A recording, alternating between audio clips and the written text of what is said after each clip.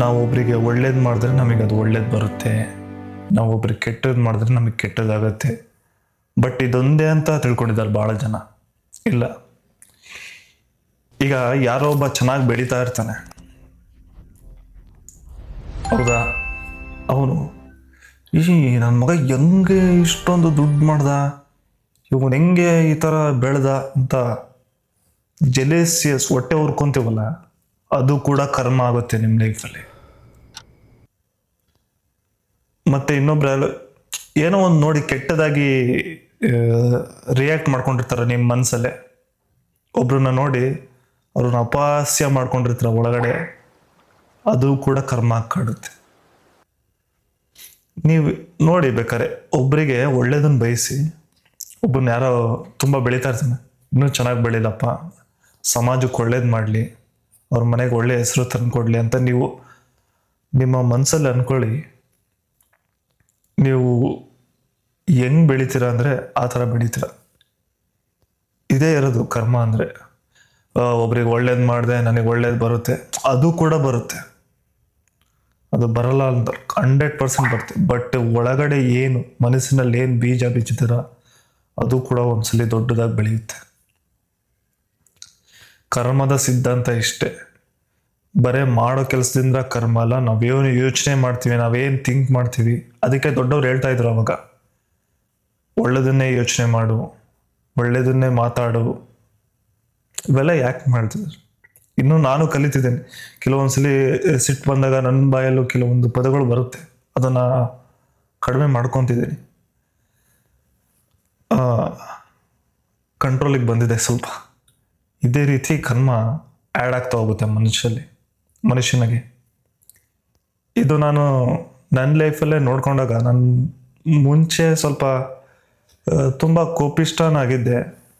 ಯಾರಾದರೂ ಏನಾದರೂ ಅಂದರೆ ಇವ್ರು ಯಾಕೆ ನನಗಂತಾರೆ ಅಂತ ಅವರಿಗೆ ತಿರುಗಿಸಿ ಮಾತಾಡೋದು.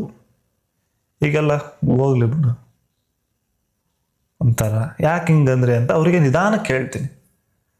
ಥರ ಅಗ್ರೆಷನ್ ಮಾಡಿಕೊಂಡು ಕೇಳಿ, ಹೇಳ್ತೀನಲ್ಲ, ಅಗ್ರೆಷನ್ನು ಕೋಪ ಮಾಡಿಕೊಂಡು ನಮ್ಮ ಆರೋಗ್ಯನ ನಾವೇ ಹಾಳು ಮಾಡ್ಕೊತೀವಿ. ಏನಾದರೂ ಮಾಡ್ಕೊಳ್ಳಿ, ಒಳ್ಳೇದಾಗಲಿ ಅಂತ ಬಯಸಿ ನೋಡಿ. ನಿಮ್ಮ ಲೈಫಲ್ಲಿ ಹೆಂಗೆ ಚೇಂಜ್ ಆಗುತ್ತಂದರೆ ಆ ಥರ ಚೇಂಜ್ ಆಗುತ್ತೆ ನಿಮ್ಮ ಲೈಫು. ತುಂಬ ಒಳ್ಳೆಯದಾಗುತ್ತೆ. ಈ ವಿಡಿಯೋ ಯಾಕೆ ಮಾಡ್ಬೇಕು ಅಂತ ಅನ್ನಿಸ್ತು ಅಂದರೆ, ನಾನು ಇವತ್ತು ಸ್ವಲ್ಪ ಹೊತ್ತು ಕುತ್ಕೊಂಡು ಯೋಚನೆ ಮಾಡಿದೆ, ಮುಂಚೆ ಹೆಂಗಿದ್ದೆ, ಯಾವ ಥರ ಇತ್ತು ಲೈಫು. ತುಂಬ ಟೆನ್ಷನ್ನಿಂದ ಇತ್ತು, ಅಗ್ರೆಷನ್ನು, ಒಂಥರ ಕೋಪ, ಇವೆಲ್ಲ ಬೇಡವಾದಿತ್ತು. ಸ್ವಲ್ಪ ಆರಾಮಾಗಿ ತಾಳ್ಮೆಯಾಗಿ,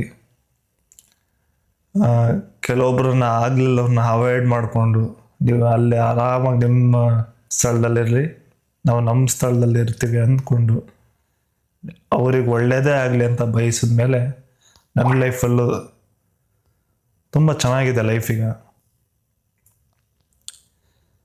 ಅಂದರೂ ಕೆಲವೊಂದ್ಸಲಿ ಒಬ್ಬೊಬ್ರನ್ನ ಬೈಕೊಂಡ್ಬಿಡ್ತೀನಿ ಸಡನ್ನಾಗಿ.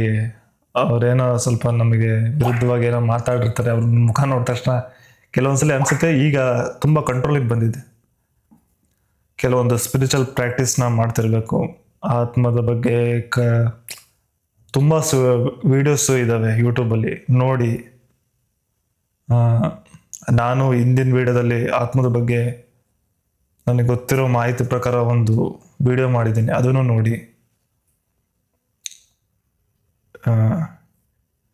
ಇದೇ ರೀತಿ ಒಳ್ಳೊಳ್ಳೆ ಕಂಟೆಂಟ್ ನಮ್ಮ ಲೈಫಿಗೆ ಏನು ರಿಲೇಟೆಡ್ ಆಗಿತ್ತು, ನಾನು ಕೆಲವೊಂದು ಪುಸ್ತಕಗಳನ್ನ ತಗೊಂಡು ಓದ್ತಿದ್ದೀನಿ. ಅದರಿಂದ ನನಗೆ ಎಷ್ಟು ತಿಳಿಯುತ್ತೋ ಅಷ್ಟು ನಾನು ಈಸಿಯಾಗಿ ಅರ್ಥ ಮಾಡಿಸೋ ಥರ ವಿಡಿಯೋಸ್ ಮಾಡ್ತೀನಿ. ಇದು ನಮ್ಮ ಚಾನಲ್ಲು, ಇನ್ಮೇಲೆ ಕಂಟಿನ್ಯೂಸ್ ವಿಡಿಯೋ ಬರ್ತಿರ್ತವೆ. ಯಾರ್ಯಾರು ನೋಡ್ತಿದ್ದಾರೋ ಸಪೋರ್ಟ್ ಮಾಡಿ. Thank you.